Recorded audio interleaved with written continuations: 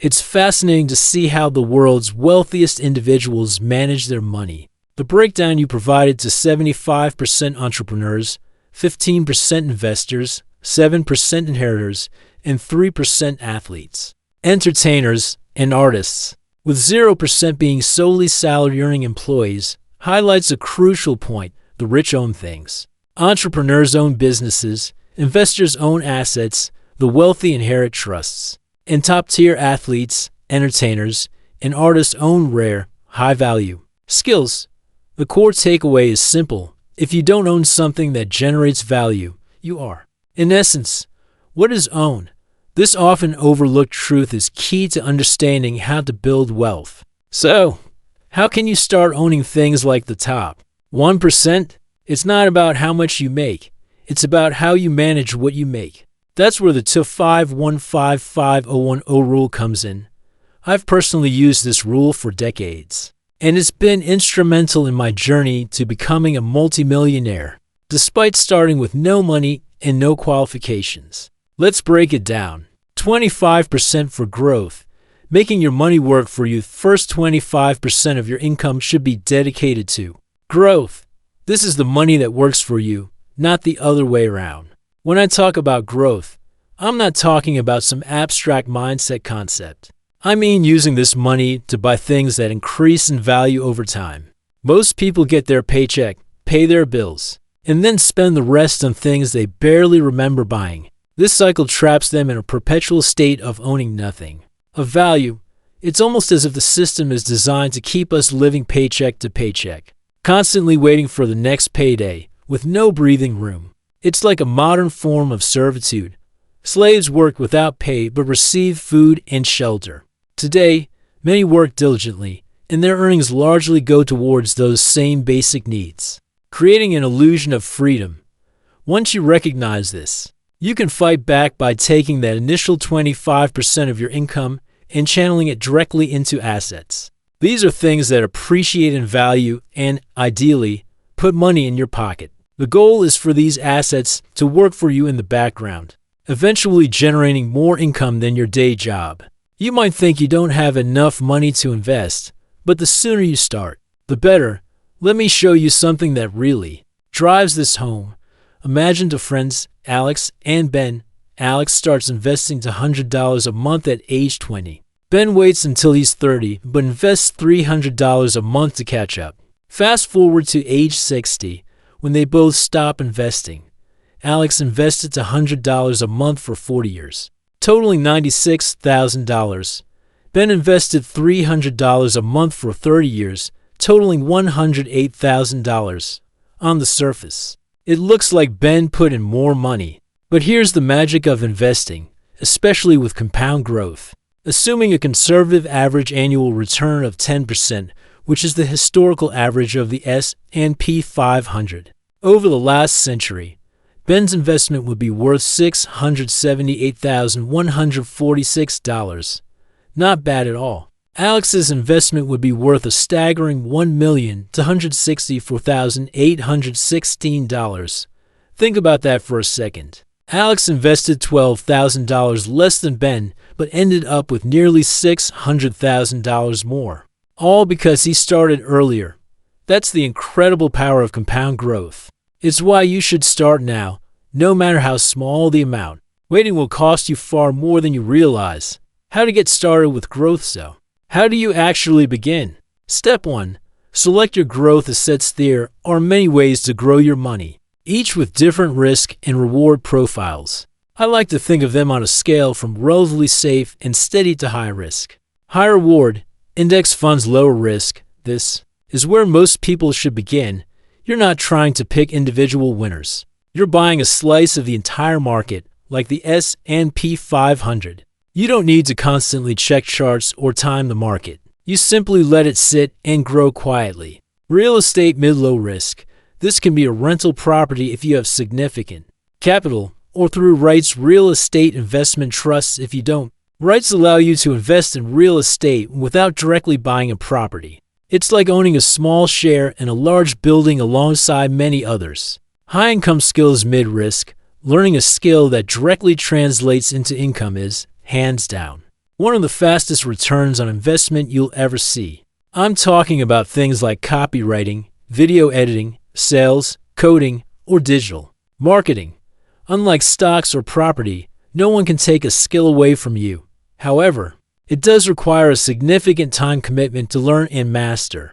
Online businesses mid-high risk, ventures like dropshipping, or selling digital products can offer substantial returns but demand considerable effort. And you should be prepared for a few failures before finding your niche. Individual stocks.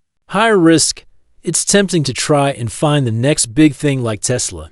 But unless you've done extensive research and truly understand the companies, you're essentially guessing. If you dabble in individual stocks without deep knowledge, keep your investments small and treat it as a hobby, not your primary strategy. Alternative investments highest risk. This category includes things like Bitcoin, Ethereum, NFTs, gold, fine wine, or even collectible sneakers. While you can certainly make money with these, you can also lose it overnight. I've experimented with some, but I never risk more than I'm willing to lose. These are your moonshots, fun to try, but not where you build long-term foundational wealth. If I were you, I'd start with the foundational elements, index funds, and high-income skills. As you gain confidence and experience, you can gradually explore the other options. Step 2. Set up tax-advantaged accounts. Knowing what to invest in is one thing, but how you invest is just as crucial. If you're using the wrong type of account, you could be losing thousands in unnecessary taxes without even realizing it. That's why setting up tax-advantaged accounts is critical. For UK residents, stocks and shares ISA, you can invest up to £20,000 a year, and any earnings are completely tax-free. Platforms like Trading to 112 offer these. Workplace pensions UK and US. If you're in a traditional job, you likely have access to a workplace pension. Often, if you contribute 5%, your employer will match with 3% or more. This is essentially free money. The money grows tax-free, and you only pay tax when you withdraw it later in life. For U.S. residents, Roth IRA. This is one of the best accounts you can open. You invest money you've already paid taxes on, but every penny it earns grows completely tax-free. When you retire, you can withdraw it with zero tax. The annual limit is currently $7. Zero for those under 50, even billionaires use this. Peter Thiel, co-founder of PayPal, famously grew his Roth IRA to over $5 billion by investing in early-stage, high-growth companies like PayPal and Facebook.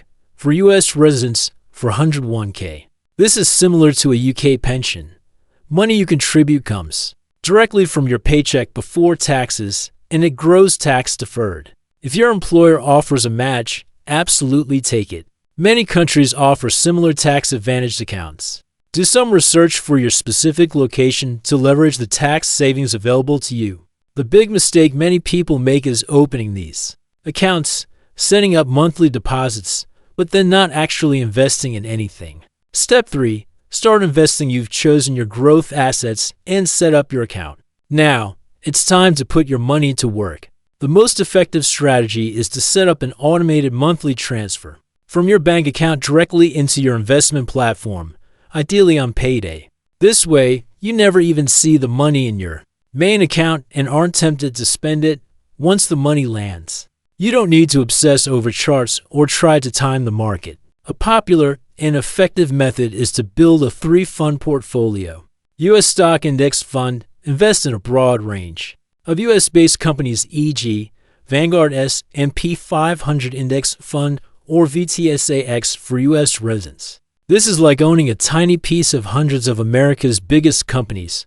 When selecting, look for accumulation funds, which automatically reinvest your dividends for faster growth. International Stock Index Fund, similar to the U.S. fund, but covers companies outside the U.S. e.g. It shares MSCI World UCITS ETF. This diversifies your portfolio across global markets. Bond Fund helps provide stability, as bonds are generally less volatile than stocks and can smooth out market fluctuations, e.g. It shares USD Treasury Bonds ETF. This is like lending money to a government, which pays you back with a little extra helping keep your money steady. When setting up your portfolio, you'll allocate a percentage to each fund. An aggressive approach might be 90% stocks and 10% bonds, aiming for higher returns but with more volatility. A moderately aggressive approach might be 80% stocks and 20% bonds.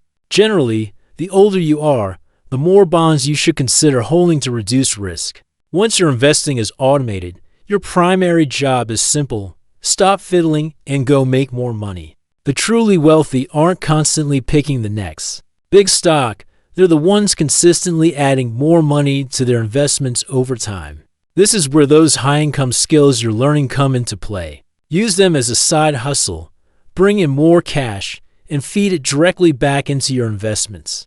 15% for stability. Protecting your progress. The next 15% of your income should go towards stability. This is the 15% that keeps you in the game, protecting your financial progress. This is a lesson I learned the hard way. Growing up, money was scarce. When I turned 18, I needed a car for work but had no savings. Like many, I took out a loan and bought a VW Golf. I even got a new stereo with the extra cash the bank gave me. For 3 glorious months, I felt on top of the world. Then, out of nowhere, the engine blew up. I had no backup, no safety net, and no idea what to do. If I didn't fix the car, I'd lose my job. So, I borrowed even more. Piling on debt, pressure, and stress, that car didn't just break down. It broke my finances and set me back a whole year. If I had just had 15% tucked away for stability, my situation would have been completely different. Many people don't have a money problem, they have a stability problem. One unexpected bill, and their entire financial plan unravels. Even if they're investing, they're forced to sell their investments at a bad time, often at a loss. That's why you need a margin for error built into your life. How to build your stability fund. Step 1.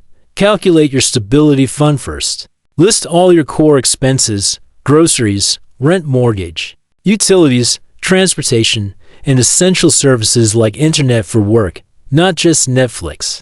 Add these up to get your monthly baseline. Let's say your monthly baseline is $1,500. Now, multiply that number by 5 months. This gives you the ideal stability fund you should aim for. In this example, it would be $7,500 each month. 15% of your income should go towards building this fund. While this might seem cautious, life often throws multiple curveballs at once. A few months' worth of savings might not be enough to make you truly bulletproof. Step 2. Store it correctly once you've calculated your stability fund. Don't make the mistake of parking it in the wrong place.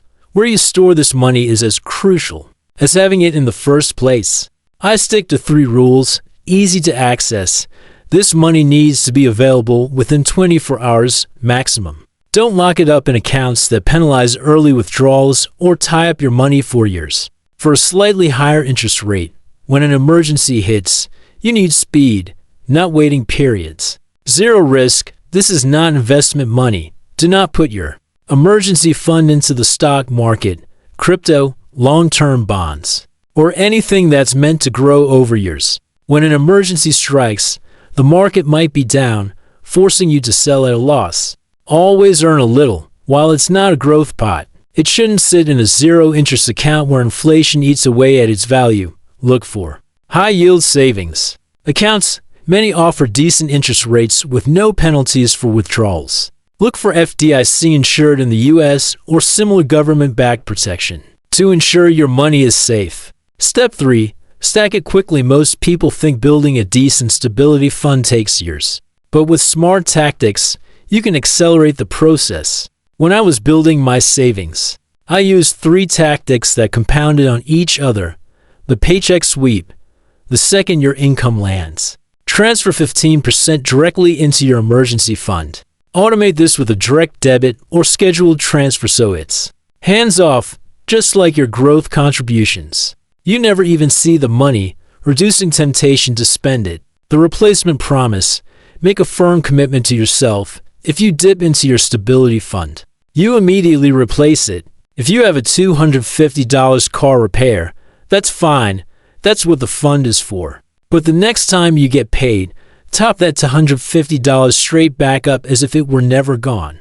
The save by spending hack. This might sound counterintuitive, but you can use Roundup apps or cashback rewards. Roundup apps round every purchase to the nearest dollar and put the difference into savings. So, a $3.60 coffee becomes $4 with 40 cents saved. It sounds small, but it adds up quickly without you noticing. If you use a cashback credit card and pay it off in full every month, take those rewards and funnel them directly into your stability fund. Once your stability fund is fully stocked, you have two options. You can roll that 15% into your growth investments, or you can shift it into the final 10%, which we'll discuss next. 50% for essentials, feeding your life. Not your egg. Next 50% of your income should be allocated to your essentials. This is the 50% that keeps you alive and functioning, not feeding your ego. It's surprising how many people miss this. Over 60% of Americans earning over $100,000 a year still live paycheck to paycheck. This isn't about income, it's about spending habits and the pervasive trap of lifestyle creep. People try to look rich instead of being rich. Let me tell you a quick story about myself at age 20 and a friend. On the surface, he looked like he had it all. Designer clothes, an expensive watch. Always outspending. I was the opposite. Baggy tops, a cheap watch, just the basics. My fashion sense wasn't exactly cutting edge, but I was young, so cut me some slack. But here's what people didn't see. He had $43.20 in his bank account, an overdue credit card payments. I, on the other hand, had over $1,000 quietly sitting in investments and a decent stability fund. I'd learned from my car loan disaster and worked incredibly hard to rebuild my finances, which meant cutting out all unnecessary spending and looking, well, less flashy. While $1,000 might not seem like much now, back then, it was a solid start. And that's the point. Wealth isn't what you see, it's what you don't see. It's easy to rationalize upgrades. I need a safer car. This house is closer to work. I deserve a nice meal out. This is how lifestyle creep begins. So, how do you keep it under control? Managing your essentials. Step 1. Get clear on your essentials. This is where many people struggle, because what they consider essential is often a luxury. Essentials are truly the things that keep you alive and functioning. Your rent, mortgage, groceries, utilities, transportation, insurance, and basic clothing. Not the latest designer fashion drops, just what you absolutely need. What doesn't count? Take out that Amazon subscription you forgot about, the gym membership you haven't used since January, all those streaming services you keep meaning to cancel. If it's not helping you live, work, or stay healthy, it probably doesn't belong in your 50%. One of the easiest ways to free up money is to go through your bank statements and cancel everything you're not actively using. Why cap it at 50%? Because the average person already spends 60 to 70% of their income on what they think are essentials. By blocking your lifestyle at 50%, you're forced to ruthlessly eliminate what you don't truly need. It also shifts your mindset from wanting to spend more of what you earn to wanting to earn more and increase your income, which is always a better focus. Step 2. Shrink the two key categories. See if you want to make the biggest impact on your spending. Focus on the two largest categories. Housing, for most, this is their single biggest expense. But it doesn't have to grow with your income, always. Renegotiate your rent when your lease is up. Landlords often prefer to keep a good tenant than deal with the hassle of finding a new one. Even a small reduction or freeze can save you thousands if you want to go further. Consider house hacking, renting out a spare room, splitting a place with roommates, or even temporarily moving back in with family to build your buffer. If you can limit housing to about half of your essentials fund, you're in a very strong position. Transport, car payments are notorious wealth killers. People lease brand new cars for the status, paying 4 years on a depreciating liability. That's why I always recommend buying used, reliable cars that have already experienced the bulk of their depreciation. At least until your income genuinely supports a nicer car.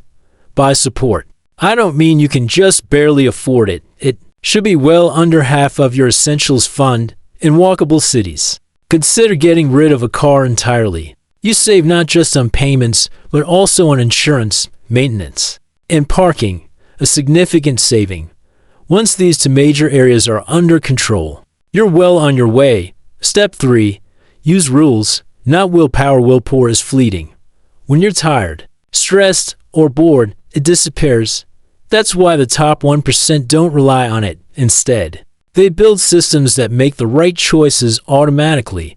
When I was building my wealth, I had a simple system that kept me on track. Every time I was tempted to buy something and wasn't sure if it was essential, I'd run it through a few key questions. These questions helped me avoid unnecessary purchases and stayed focused on my bigger goals. Is this an impulse purchase? No. Buy it. It's likely something you've considered for a while, and if it fits your essential categories, it's a no-brainer. Yes, time for the 7-day rule. Pause for 7 days before buying. After a week, ask yourself again if you still want it. Most of the time, the answer will be no. The initial excitement will have faded, and you'll realize it wasn't that important. Are you buying for the brand or the value? Brand, don't buy it. You're likely being drawn in by marketing. If it's an essential, there will almost always be an unbranded alternative that performs just as well, if not better. Wealthy people don't chase brands, they chase quality and value. Value means cost per use. A $60 pair of boots worn 100 times is 60 cents per wear. Good value. A $200 pair of designer sneakers worn twice is $100 per wear. Terrible value. Going too cheap isn't smart either. A $5 shirt that falls apart after one wash is still a waste. Chase quality, not just low price or brand names. Value. If you answered value, then it's time for the final question. Will this improve your life? Yes, this is a conscious, intentional purchase. Go ahead. No, it's probably about impressing someone, killing boredom, or chasing a temporary dopamine hit. It's not worth your money. Once you practice this process a few times, you'll instinctively know whether something is worth buying. Without consciously running through the questions, they simply get your mind working in the right way. Remember, it's not about being stingy. It's about being intentional. 10% for rewards, keeping you sane. A final 10% of your income should go towards rewards. This is the 10% that keeps you sane.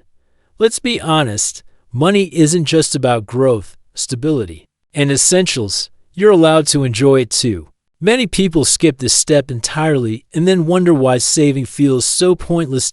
As I've gotten older, I've realized it's the little things that refuel you and remind you why you're doing all this boring financial discipline. Data backs this up. 92% of people report overspending after intense saving sprints, because saving without any joy quickly feels like a punishment. That's why this 10% exists. Not as an excuse, but as a strategy.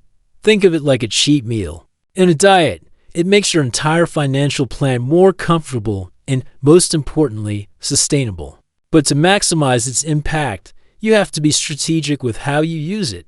Maximizing your reward. Step 1. Make it guilt-free. Don't make something guilt-free. You have to see its value. You can spend your 10% on whatever you like, but some categories offer more lasting value and, therefore, more genuine guilt-free enjoyment. Vacations, travel, trips away, weekend getaways. This is valuable because you're buying memories that last forever. It's also an excellent way to de-stress. In my younger years, building businesses, I completely ignored vacations. It led to severe stress-induced shingles. My doctor recommended a vacation, and that's when I took my first ski trip. It was a game changer. Now, I prioritize a vacation every year, seeing it as an investment in my health, helping me stay sharp and preventing burnout. Hobbies, painting, gaming, photography, sports. Learning an instrument. This is valuable because it keeps you passionate. You don't always do what you love for work, so engaging in hobbies keeps your spirits up and helps you work harder for longer. Social experiences, dinners out, concerts, events, spending time with friends. This is another area I neglected early on, and it was a big mistake as I ended up losing touch with many friends. Having a strong social network is incredibly important, especially today. Gifts for loved ones, not for yourself, but for friends and family. This is another lesson I learned the hard way. When I was laser focused on my goals and building wealth, I often forgot birthdays and special occasions.